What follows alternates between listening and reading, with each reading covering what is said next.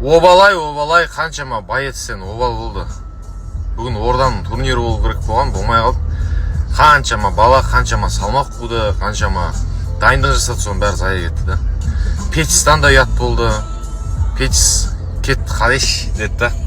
Америкасына кетіп қалды. Ертең барады.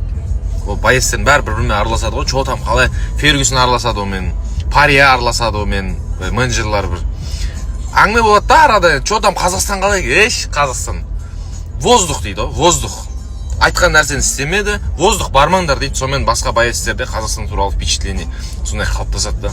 Содан обал болды да, обал. Ұят болды, ұят. Өзіне жазып жүрмін мен Петистің. Бұлар дебютанттар осындай, негіз бізде мықты лигалар көп. Ренжімеш, бауырым деп. Мен өзіме алып қалдым, как будто кеп хайповать етіп кеткен ұқсапшы. Мен хотя қатысым жоқ ол лигаға.